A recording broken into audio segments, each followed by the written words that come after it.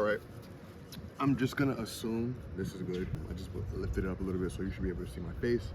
Hopefully you can hear me. Hi, how you guys doing? I know you guys miss me. If I'm squinting, it's because the sun is directly like in my fucking shit. If you're seeing this video, or whenever you're seeing this video, that means I'm 25 now. It is my birthday, January 16, 2024. Today, that's not it. I'm not 24 yet. I mean, I'm not 25 yet. But yeah, today I just want to sit with you guys and spend my birthday with you and talk about some things. You know, just trying to be a little bit more vulnerable. You know, just talk to the camera. I have some talking points here on my computer so I don't get distracted. But yeah, you're just gonna sit with me, enjoy my birthday, and you know, get to know a little bit more about me. So first, we're gonna eat. I'm gonna show you what I'm eating. I'm gonna eat for a little bit, and then we're gonna sing. We're not gonna sing happy birthday.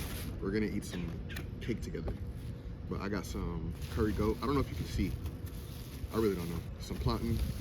I got some festival here, so I am not under the influence, so I don't think I'll be eating a lot of it. That's not I don't really give a fuck. But yeah, we're just gonna get right into the talking. Oh, actually, first, since this is gonna be kind of like a more self-centered video. I mean, all of my videos are kind of self-centered. It's a vlog and shit like that. But I'd be remiss to not talk about or mention what's going on in the world in terms of the genocide happening to the Palestinian people. And I felt like even in my own life, there's a lot of shit that I got going on that I was like, I can't begin to understand what they got going on, nor can I really do anything about it.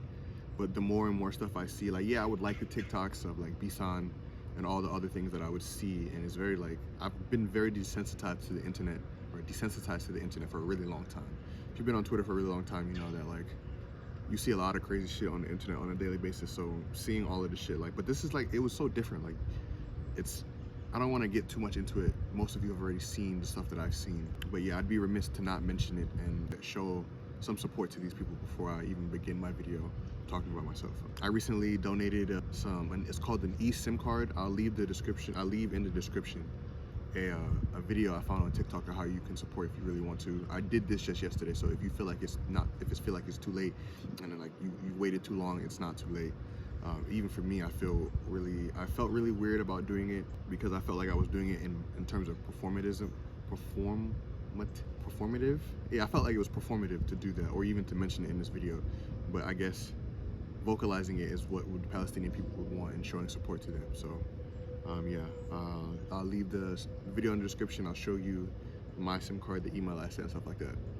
But yeah, so take a moment of silence for the people of Palestine.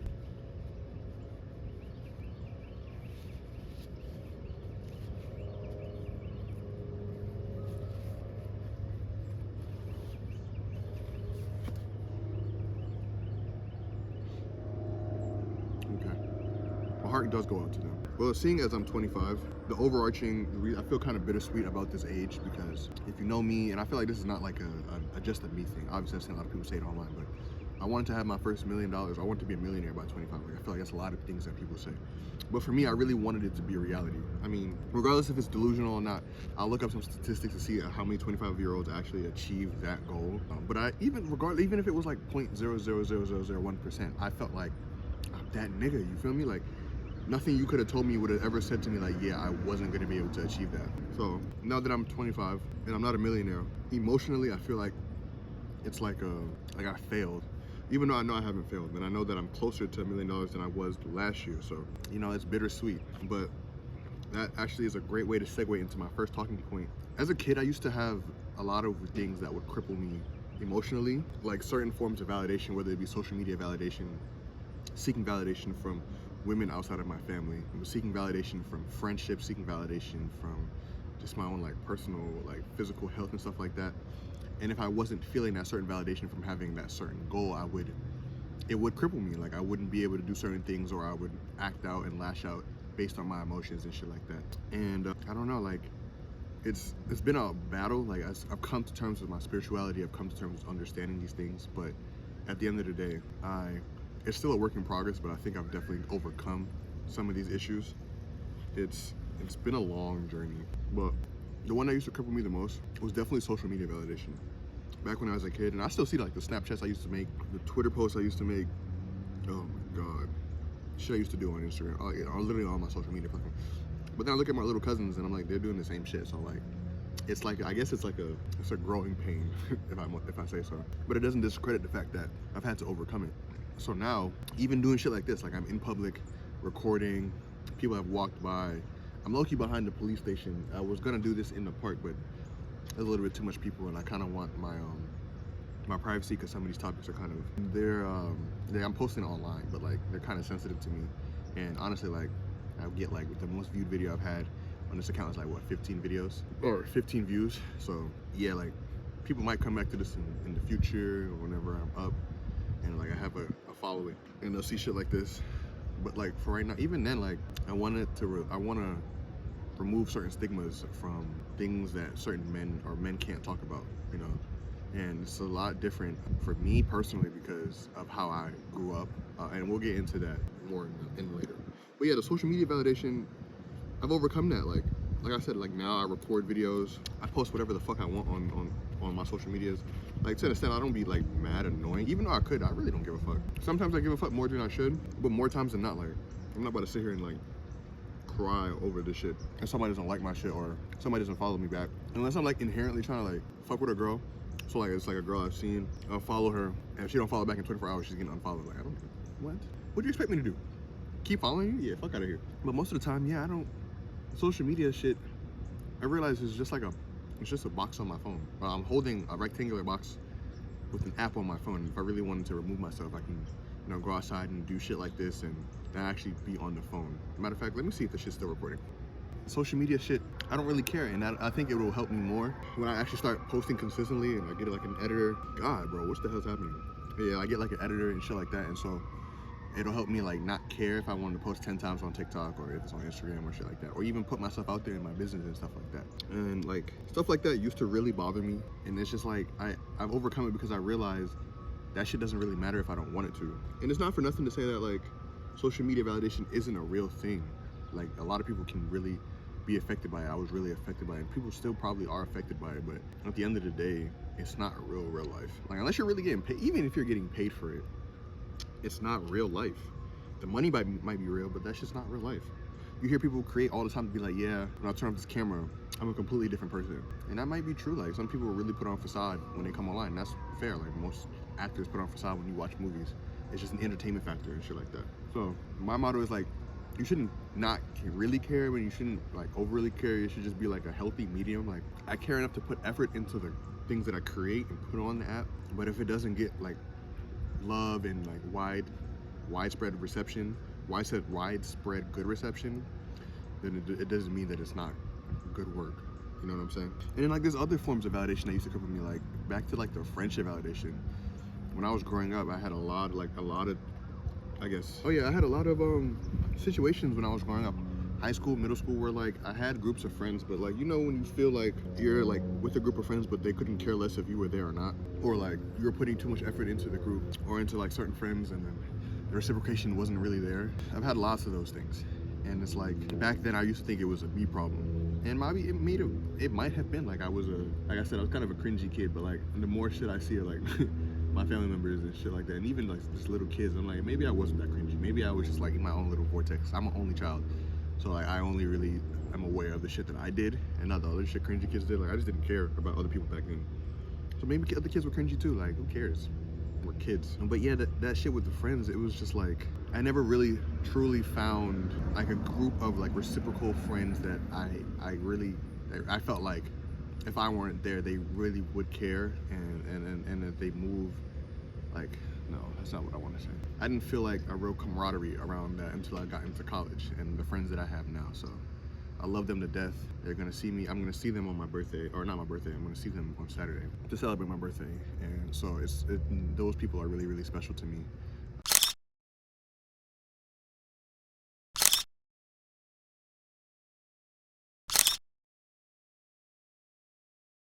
I've always had a really strong relationship with my family, so I guess I was always looking for somewhat outwards, and it also like pertains to my validation for like females that are not in my family. Like I always got validation from like my mother and my aunt and stuff like that. Like I grew up in a predominantly female household, and we'll get into that later. But like yeah, so I've always been connected to like that side of me, and so seeking that validation from women was always something that I didn't know that I was doing. It was kind of like a subconscious thing, and it would just like kind of feed off of, it would just kind of like, yeah, feed off of the actions that I was doing. And so I would just be like doing shit in terms of like trying to get a girlfriend, doing things that weren't in the right alignment for like my self-respect. And the same thing that goes for my friendships. I was doing things like reaching out and trying to like mend relationships with people who didn't really care, and with girls doing shit in terms of courting them, that if I knew what I know now, I would have just let the situation go. And it's not to say that like those people are bad people. Like a lot of that situation with, I don't even really want to talk about that. I don't know. It's not on that talking points here. Maybe I'll get into it later. But yeah, just like in the beginning of relationships, you hear the certain shit that someone is doing, or even the way that they're moving. You'd be like, yeah, they don't really fuck with me like that, but why would you keep trying? And that's the shit I would do. I'd be like, yo, I need this validation from her, or I feel like I'm not shit, like, or I feel like I'm not cute, or I feel like I'm ugly, or like nobody would love me, shit like that. Like, it sounds crazy, but one thing I've noticed with like my brain, or like the thoughts that come out of my head in certain situations, is like I'll always kind of go to like the worst case scenario, and that's good to be aware and self-aware of certain situations. But like 9 times out of 10, it's not really that deep.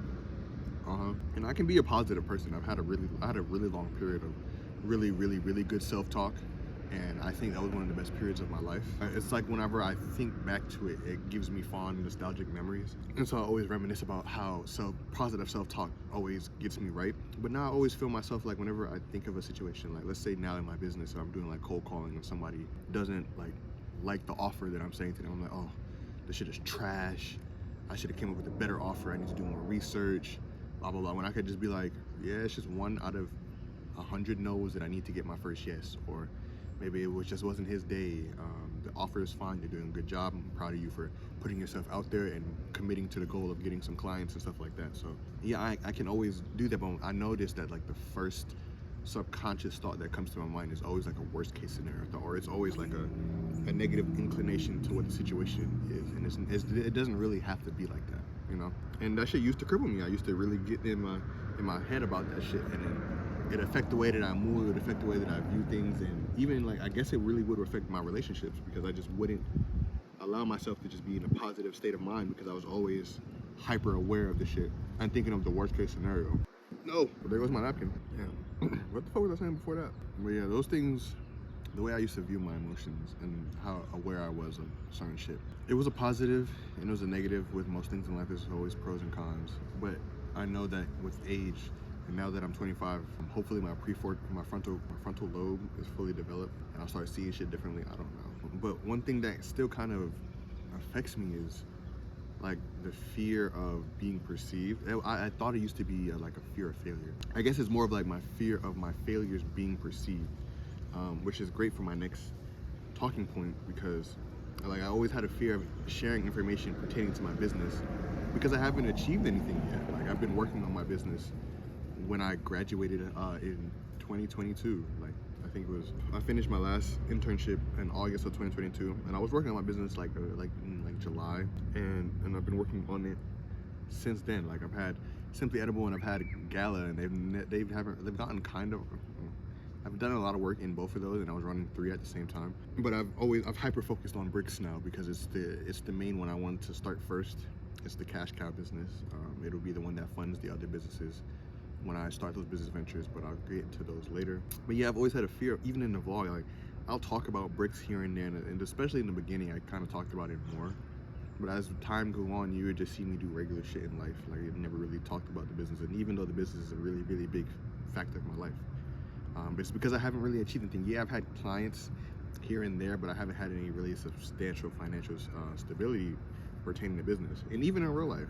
And I don't know why I'm scared to show it. Like everybody, even the people I watch, be like, yeah, like the first few years or however how long it takes to get the business off the ground is lonely. It sucks. You don't know if anything is gonna work. You just keep trying, you keep pushing, and it's like, it seems like it's like, yeah, to admit it online is weird, because I'm like, I feel like I should be where I envisioned myself a year after I graduated, and I was like, it's been damn near 2 years when it comes to like August of this year. It's been like a year and a half now, and I haven't really achieved financial stability, but I'm not gonna give up, and I think that's something I'm admirable about myself. And I continuously try to improve and try new things in the business, to move it forward, you know. And Bricks is a great business model, and I believe in it. I believe in the things that we do, and I believe that the services that we provide and the products that we build out for our potential clients. And that fear, I know where it comes from, but I really sometimes I don't know where to go to overcome it. Like, this is a good first step, and even just admitting this, like, I have to edit this and chop it up and show you niggas and shit like that, but even just admitting, like, yeah, the business isn't where I want it to be. Like, I don't have any like income coming in from it. All of my personal income comes from me Uber Eats every week. So, and then like I work at Capital like once a week and shit like that. And even like thinking about like admitting that, oh, Uber Eats is, it seems demeaning because it's a regular job, but like normal people or people do that shit every day. It's their main source of income, just like myself, and they live happy and healthy lives. It's just a job at the end of the day, and so I shouldn't feel ashamed to do it. But I guess with the kind of stigma or like milestones that I put over myself, like if you see on social medias, I have like a $sign for the S in my name, and just like how I've always described my potential is like, oh, this nigga should have been rich already. He's been talking about this shit for so long. And I mean, it's never really that simple, obviously. I guess people probably understand it, and nobody's really telling them, oh my God, where's your riches at? Where your rollies, where your new apartment at? Where your G-Wagon at? Like, nobody's really saying that to me, you know what I'm saying? Even if they're thinking that, who fucking cares? But I don't know. It just feels weird to talk about it because it's not where I want to be. I want to be just on the camera like, yo, just closed 10 clients this month. Now we're on pace to do about 50K this month. And if we retain them for 4 months, we're on path to about $1 million a year in revenue. I'd love to get on camera and say that. And I will be able to say that in the future. So I'm not worried about that because I will continue to work and stuff like that. But I want to be able to share more stuff on camera with you guys and just be more, I guess, open with the business, because growing it is a part of the business. This part is a part of it that most entrepreneurs go through. And for me to hide it, I see a lot of entrepreneurs say that they wish they recorded this process because it would give them validity and not just be like, oh, I'm just an overnight success and I'm just talking out of my ass. Even though it feels like some people won't even listen to you unless you just have the success. But then at the same time, if you don't have the success, if you show the parts of you that don't have the success, there's really no validity to it. You could just be like a silver spoon baby. You get me? Actually, I'll eat more of that later. But yeah, let's talk about what I've been doing in the business currently. So I don't think I've shared this with you guys, but I started working with my mother because she has 2 different companies. One is a commercial real estate business, and the other one is a medical supply company. And I've been helping her with the medical supply company for the past few months, and her main goal was for me to come in and run the business so that she can focus on her other business and she won't be losing money in either. And so what I've come in and I propose is that we build out a system that helps operationalize the business so that you can plug and play people regardless of their skill level and still have an operational and running business. And so we're building out a system that's kind of closely related to the book The E-Myth, because I got the idea from the E-Myth. And so yeah, it's closely related to the book The E-Myth. And in that book, it describes how a business should be ran, or most businesses should have a franchise prototype, which it means, like, if you were going to give the keys over to your business to somebody else, how would they need to run? What would they need to know, and how would they need to run it to just be a successful business? The same way McDonald's can franchise a McDonald's and teach the owner how to run McDonald's and it'd be profitable, the same way most businesses should be ran itself. And in thinking that, I realized, okay, that's a problem that probably a lot of business owners have, is that they're spending so much time on their business, even if they have employees and stuff like that, it still feels like if they weren't in the business would tank. And that's not how a business should be ran. You should be able to leave your business and it should be able to run without you. And that's a business, in my opinion. If you don't have that, then it's just a glorified job. And so that's what we're building out. We're working with a project manager. We spent a good amount of money on this project, and a lot of the income that I was supposed to get from working has gone to that until we're finished the project. But we're building it in a way that it can be templatized and done for other businesses. So we're just not putting money into this project and it's a one and done thing. So we're building it out in bricks first, and I'll show some clips, or I'll show some pictures on the screen about how it's looking in our system right now. And then we're building it out first in the medical supply business to see how it works, to see the process of how we would fulfill that for our clients. And then we're gonna bring that to market. It's gonna be one of our core offers.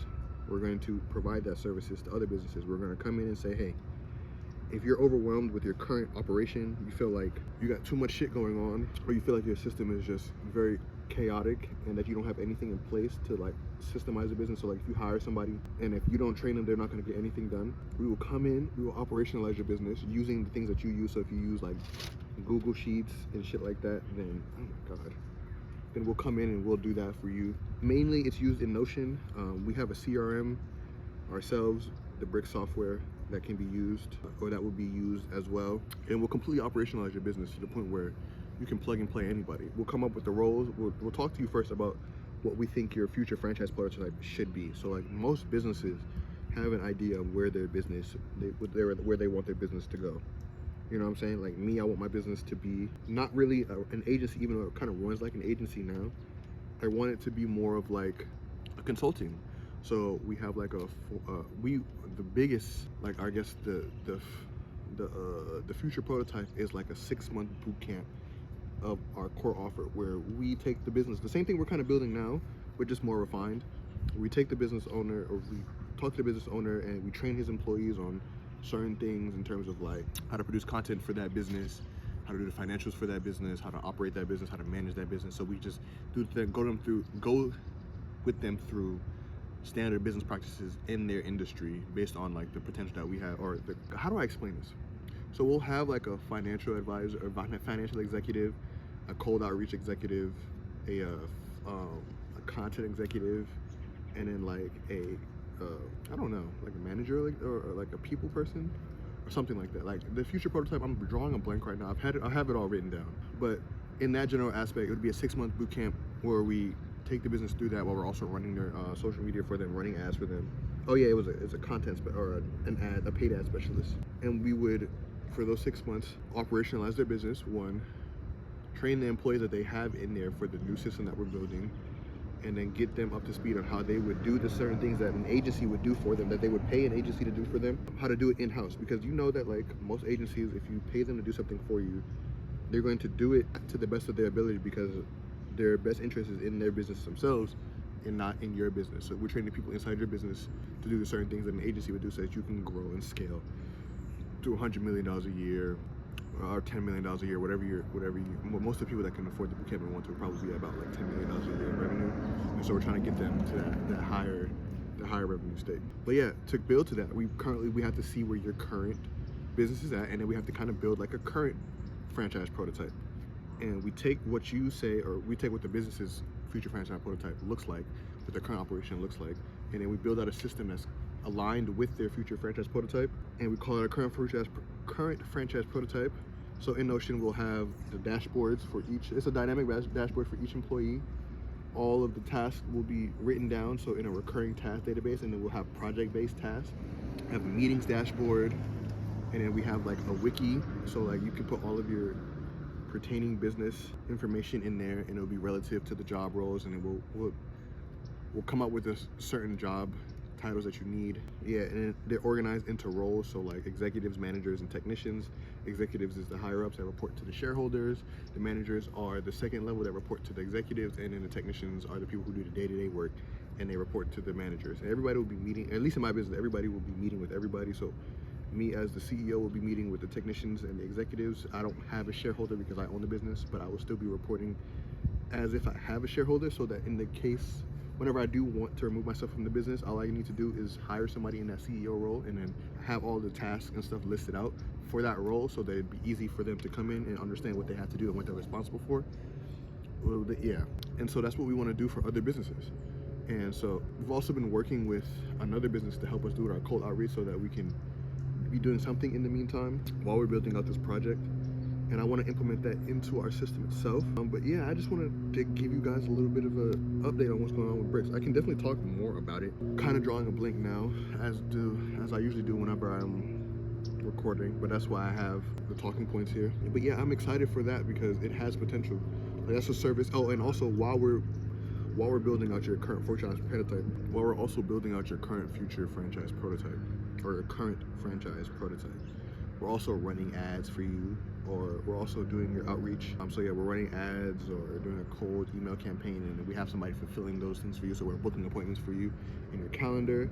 And then we're also thinking about your sales cycle. So what a sales cycle is basically the process it takes for somebody to be introduced to your business. Like the first interaction they have with the business, whether it be social media or like you cold calling them, how long it takes from that first interaction to them becoming a customer.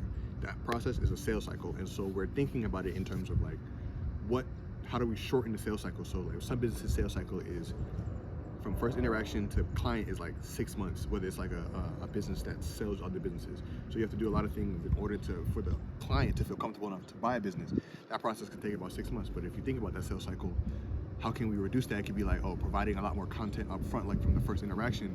Whenever they opt into like an email campaign or like a social media campaign or something, whenever they opt in, they get a lot of information at the first week so that they're more primed, and maybe that shortens the cycle from 6 months to 3 months because they've been given a lot of information up front that they can use in those 3 months to make a better informed decision. You know, like, so thinking like that. So even while you pay us to do the current future as prototype, we're still trying to put money in your business by getting you more appointments and more clients, while also talking to you about how we can improve the sales cycle. And then we'll implement that into the prototype that we're building, so that whenever we're done towards around the 4th month, we are slowly giving you the reins so that you can operate the business in that way, and then you can continue to scale. And then the person who owns the business can put themselves in any part of the business that they want. So like some business owners, they don't want to be a CEO. They don't want to think about the business, like the business or the managerial thing, I guess the ownership or the executive level things. Like let's say a bakery owner, that's the example they gave in the E-Myth book. All she really cared about was baking pies. She didn't really give a fuck about payroll and customer service and taxes and shit like that. She didn't give a fuck about that. She just wanted to bake pies. But she owned a pie business, so she had to care about that. But if we build out a prototype that has all the roles and responsibilities to run a functioning business laid out, she can then put herself in a technician role and then hire a CEO, or she can call it whatever the fuck she wants. The responsibilities in the job title will be the same, and then that person responsible for reporting to her. But she can be in the technician role. All she has to do is just wake up every morning and bake pies, and then she has a manager that manages other people ahead of her, or even herself. She doesn't have to disclose herself as the owner. She doesn't really care. But the business can still run. They can do whatever they want. And so some business owners just want to be a manager. Some business owners do want to just be that technician. And some business owners don't want anything to do with the business. And they can be the shareholder who the executive, the CEO, reports to itself. So my mother's situation, she wants to be the shareholder. And so when we build out her future franchise prototype, or her current future prototype, or her current franchise prototype, I will be the CEO, and I'll report to her as a shareholder. And so she'll have an operational business, but she doesn't have to be in it. And that's the goal that she wants. So, and then I kind of validated the idea. That's my problem. I need to figure out how I need to start validating my ideas before I go out and build it. That's something that the guy I was working with now to do the co-outreach really helped me become aware of that. But I got it validated because somebody that my mom was talking to said that he was interested in that service itself. So there's somebody who's out there who's like, okay, that sounds like a good idea. So I'm not mad at it, and I do believe it's going to be a great product. There's a lot of different ways we can sell it rather than just our core offer, because we can do it into like a digital product. So we can just build out like templates of the template. So like we could have like a creator template that's for like creators, and so we just build out like, if you're a creator, we just build out the roles for you to run a successful channel or do content on a consistent basis, and then just sell it for a certain standalone price. So like we can do that several different ways. But yeah, that's where we're currently at in the business. I actually feel a lot better sharing that with you guys. I hope that you guys understand it and I kind of explained it well. But yeah, and a lot of that fear, oh my God, the segues is popping out the tongue, man. The segues, or the fear of it, comes from like, I guess, a mating sense. I don't know, like dating life. Like I was afraid to tell people like, I'm door dashing in the meantime to cover over my overhead, because yeah, I don't make any money from the business, but like the software has to get paid for. Like I could be living a kind of a good life if I was just living at my house and not doing anything and just relying on DoorDash. Yeah, but I pay like $1,000 a month in overhead for the business, whether it be paying my employee, software, add-ons, like doing cold outreach and stuff like that. But I don't have any money coming in to replace that, but it's coming soon. And so like that fear of like, I can't, because I can't even really afford to date right now. And ever since the last girl I was talking to, shout out you, I've been celibate for like since like November of 2022. So yeah, it's been like, again, like about a year and a half and some change. But yeah, but like people ask me, because I feel like I talk about my celibacy a lot. People ask me, how the fuck do you do it? And I'm like, well, I've always had like a weird relationship with sex my entire life. And that goes into just like my childhood. When I was a kid, I had a, how do I word this? I had a bad experience with sex in terms of sexual assault. And so that's always kind of hindered the way I view sex. And we're not gonna get into like the person, what it was, or how it happened and shit like that. But I've gotten over it. Like I have no like hatred towards the person, nor do I really like have like the need to really talk about it a lot. Like when I was a kid, I had a fucking urge to talk about this shit all the time. I don't know why. I mean, I guess I was a kid and I didn't have nobody to talk about it. It was like really taboo. And even now it's kind of taboo for me to talk about it. I'm a grown ass man. And then like I'm not even like a small man. I don't like talking about my height because it doesn't make me any fucking difference. To everybody else it makes a difference, but to me I've never really cared. I guess I have the luxury of saying that.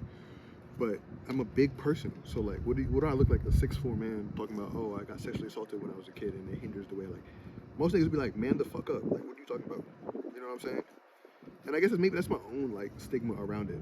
The people I've talked to a lot have either like been like, oh, I'm really sorry to hear that, or they said like, oh, I had something like that before. I had that same thing happen to me before, and I never thought it would hinder. I never thought of it and how it affected me in sex. And I've had that conversation with somebody before, I won't name them, and it kind of really, it helped me bond with them more, even more than I even was, because I guess I helped them realize that shit really does affect the way you look at your sexual relationships in life. And it's not for nothing. Like I've definitely had good relationships with sex before, in like my other previous relationships before, but like if I have a bad experience with sex, it's so easy for me to be like, yeah, I don't feel like having sex anymore. I'm okay. Not until like I feel comfortable with the person. Because that's all it really comes down to now. Like most of the time, whenever I was in these situations, I prioritize my comfortability with the person. Because like, bro, I don't want to be having sex with people I'm not comfortable with. I've had that already. So yeah, like that's why celibacy is like so easy. But even then, like dating itself is it's just weird. You know? Like first of all, I can't really even afford to date. Like I just told you niggas that most of my money goes to the overhead of the business. So I can't even really afford to take girls out on dates and do them the way that I really want to. Like I'm a lover. Niggas be like, why the fuck you want to take bitches out on dates? Like, why would I not want to take bitches out on dates? Like, I don't know. I've always really enjoyed female interactions. I mean, that's what I grew up with. Like, literally, I grew up, my mom in the house, my grandma, my aunt, and stuff like that. Like, I didn't really have a significant, like, male father figure in my life for a good amount. Like, I'm gonna have a good relationship with my father now. I'm not gonna get into why he wasn't really there for the first beginning parts of my life. It's neither here nor there, but me and my father have a really good relationship. But not having him for a good majority of my upbringing shaped the way I am. Like I'm a more feminine type of man, and it's so contradictory because, like again, like I said, I'm a big man. Like I'm 6'4", I'm like 270 right now. But when I think about if I'm predominantly like masculine or feminine, I would think I'm a good like 60-40, 60% masculine because of like my height. And then like me being Jamaican and like just, I guess the stigmas that grew around me. Like, yeah, my mom did a great job of like playing both roles when she had to. And so I still have that masculine. As I've grown up, I've learned to start being more like a man, or that word feels weird. I'm not trying to be more like, I'm trying to be more in touch with my masculine side. But I have a very strong feminine side to me. It's not fucking, I'm not hiding it. Most of my friends have seen it or know about it. It's like, literally, it's a part of me. Like I said, if it's 60-40, nigga, it's not hiding. Like, come on, nigga, I have a fucking Telfar back. Like, shit's never hiding. Later, man. But yeah, most of that shit, it affects the way that I look at dating because one, the type of women that I go for has always changed a lot, and so it's hard for me to kind of pin down. I don't even really be trying to pin down a specific, but it's like you got to deal with certain women certain ways. And like when I was predominantly fucking with white women, oh my god, taboo. Yeah, like I was silver spoon. Like when I grew up, my mom really took really good care of me. So like I was always doing extracurricular activities. Like I was doing swimming, karate, tennis, all them other shits that were predominantly white kids was doing. And so I grew an affinity towards white women. It was the easiest for me, low key. And whether that plays into me just being fetishized and shit like that, I don't know. I was a fucking kid. But yeah, like dealing with white women is a lot different than dealing with black women, and I didn't realize that until I started dealing with a lot more black women. And so even then, and then having bringing into like that my weird relationship with sex. If I had like a bad relationship with sex, I would always think it was my fault. And so it's so easy for me to be like, yeah, fuck that. I'd rather just focus on myself. And then even then bring it into like how I'm an only child. Like it's always a lot of contrast in my life. Like I'm an only child on my mother's side, and then I'm 15 out of 16 kids on my dad's side. So like I'm an only child, but when I went to go live with my dad for a few years, I have enough pitney or enough siblings. And so I'm like, it's so easy for me to self-isolate. Whenever I go through things, like it's so easy for me to like just sit in my house and just like, I guess, just get cheap dopamine to make myself feel better. And so like I can do that for extended periods of time until I feel comfortable enough and confident enough to go out there and stuff like that. So right now with my celibacy, that's, I guess, a way for me to do that. A way for me to do that without having the responsibility of trying to actually find a mate, I guess, right now. But like, who doesn't want, for me personally, I actually want to start dating again. I have, because my goal was to be a year celibacy. So whenever November of last year came, I was like, yeah, let me start dating. So I got on the apps and shit like that. Bro, the apps fucking suck, man. Like I've met like one girl off the app, like in person. The rest of them has been like, oh, we started talking, and then we never like made it to the date. And the last one I almost got close to, but I was like, damn, I can't even really afford to take her out today. So yeah, I ghosted her. I felt bad. I'm laughing, but I felt bad. But at the same time, like, you don't know how many times I've been ghosted. And I'm like, yo, I can't like allow that to affect the way I do. But like, I don't use the excuse that, oh, other people ghosted me so I can ghost other people. And there's a lot more to that situation that I'm not gonna get into because like, who fucking cares? But the mentality I do have is that like people do whatever they want when it comes. Like, I feel like people do whatever the fuck they want when it comes to me, whether that be like not responding to me or not reciprocating certain things. People do that shit and have no remorse when it comes to me sometimes. So I'm like, cool. Like I don't take it personally anymore because I told you before the certain forms of validation. I used to really care about that shit, but now I see it as like, okay, I allow people to do whatever the fuck they want because now whenever I do whatever the fuck I want, people shouldn't feel no type of way because like it's my life, my nigga. Like, come on. So that's how I view it. But yeah, hold on, let me make sure this is still recording. Oh, how have I been talking for 50 minutes? That's kind of insane to me. We'll get to this. We'll get to the end of it. We'll start wrapping it up soon. But yeah, I don't really be giving a fuck, you know? And even back to like how I don't try to allow past relationships to fuck me up. But it doesn't mean I don't cherish them. Like, there are 3 of my last situationships that I reference a lot in my head. I don't really talk about them to people no more. And all of them have pros and cons. I'm not gonna kiss and tell, I'm not gonna say it. Obviously I'm not gonna fucking say it, but I'm not gonna sit here and badmouth them at all. Like, if I was fucking with you at some point, I had an affinity towards you. That'll never go away. You know what I'm saying? And I can't even sit here and be like, oh, they don't look good. Like, if I fuck with you, you look good. And I don't have to prove it to you niggas. If they see it, they know they look good. Like, you know who you are. But I learned things from each of those women. Like, for example, the first one, what did I learn? Well, let me start off with the good things about each of them before I even say what I learned from them. So for the first one, the thing that I really liked the most about that was that they made me feel wanted. Like, she actually made me feel like I was, I guess, a person in a sense. Like they actually did shit for me, bought me stuff, took me out. I mean, that was the first time I had done it. And even though I had been in a relationship, like an actual like girlfriend boyfriend relationship, I actually had a girlfriend, but that was like 5 years ago. I'm not even none of these situations I'm talking about is that. Like, I'm not gonna talk about my ex because I don't even really, that relationship it's whatever. I don't even really think about her that much. But that girl is the first one that made me feel like, okay. And that was before the relationship. She made me feel like, okay, yeah, she actually really, really does fuck with me. And then I really appreciated that from her. And that was the first case of that I've ever had. And so that's the first case I had of that initially, like before we were dating. That's the first time I had felt like somebody was appreciating me as a person and not what I had to offer, whether that be like monetary, financially, or shit like that. But regardless, what did I learn from that? I learned never to double back, bro. Like, even if you feel like you need to double back on a bitch, never double back. I'm telling you, like, that shit does not work. It might work sometimes, but more times than not, it don't work. Cause if she's gone, man. And even then, like, before I try to justify it, cause like I don't really be giving a fuck. Yeah, unless it's my friend. Like, if you fuck my friend, we're not fucking. But like, if you win something and you had sex with somebody else, it's so weird because I have like such a weird relationship with sex. Like I don't care to have it, but then I really enjoy having it. You know what I'm saying? Like, I don't know if that makes sense. Like, if I get comfortable with a bitch and I'm like, sorry, if I get comfortable with someone and then like we're having sex and it's like I get like it's a good relationship, like it doesn't really have a negative connotation to it.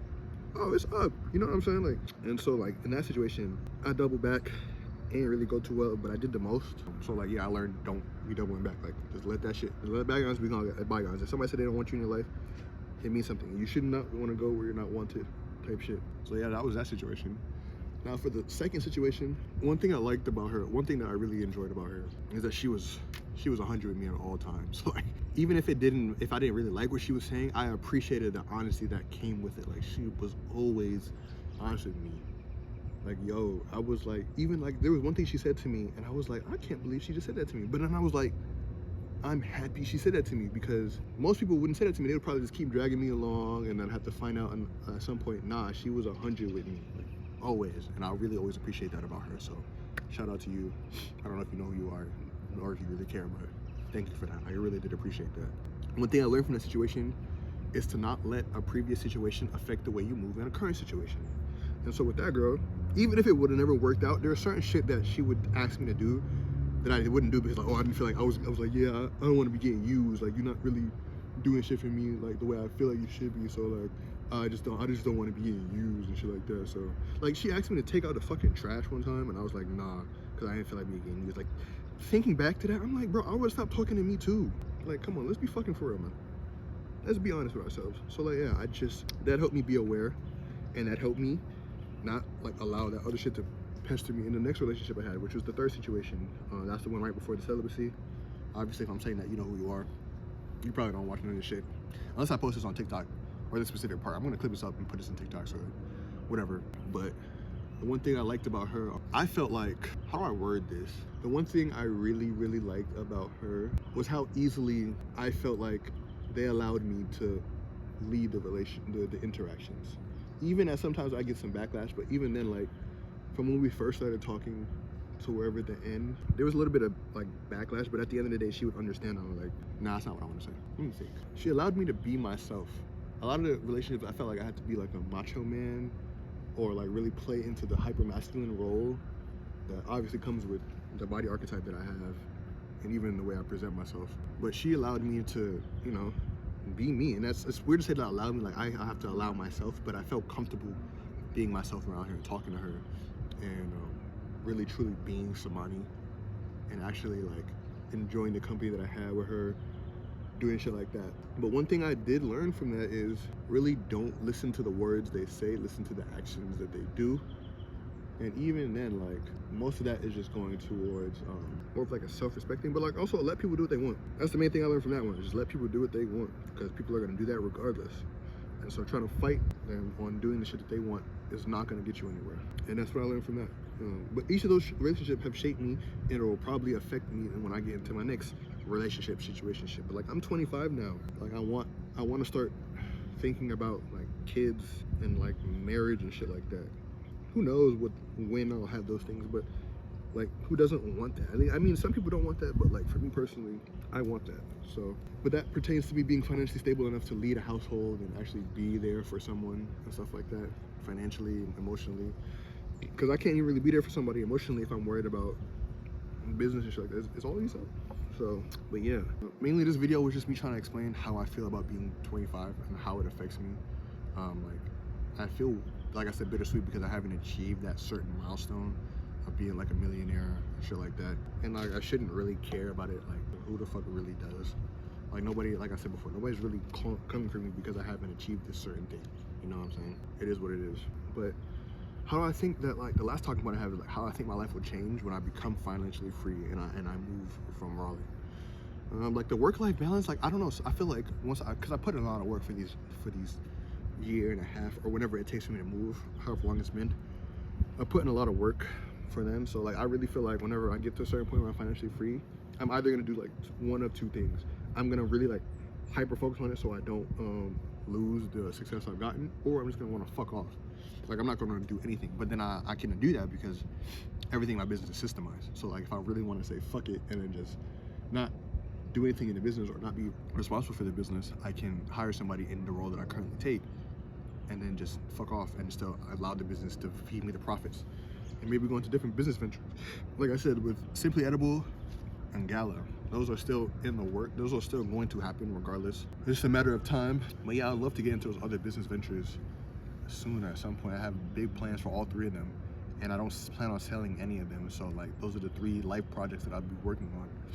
And so that's where I see how I see it going, and then mainly different and more content, or more consistent content, because I really enjoy this. Like, I wouldn't be sitting here in a fucking park behind a police station recording if I didn't really like this content shit. But it's like, I've always viewed content as like a fun activity, and I feel like if I do that for money, it's gonna skew the way I view it. So I've taken a break from doing the vlogs because I need to focus on this business part, like this business project and shit like that. But when I'm up, I want to do content for fun, man, and I want to do it to the best of my ability. And so whenever I'm up and I have that financial freedom to do whatever the fuck I want, the content will be better because it'll just be true and genuine and shit like that. And I'll have the gear, I have the editing team and shit like that, whatever it takes. But yeah, expect more of that. But more or less, that's all I really want to talk about. So let's wrap this up because it is getting cold, man. I'm actually freezing my nuts off. I wanted to do this while it's as hot as it can be. Okay, that's not coming out. We're gonna be done with that. All right, guys, everybody is leaving, so let's fucking share this birthday with me, if you don't mind. Thank you if you've watched this far. I don't know how long the video is gonna be. I've been recording for like a good hour, I think, at this point. So, okay. So yeah, man. Fuck, the wind is probably gonna blow it. Oh, the wind's kind of gone now. Let's try this now. Yeah, no. Let's do this quick, because the wind's gonna blow it away. So, I'm gonna make a wish. You guys can make a wish if you really want to. But I appreciate you guys always spending time with me, whoever watches this. Thank you.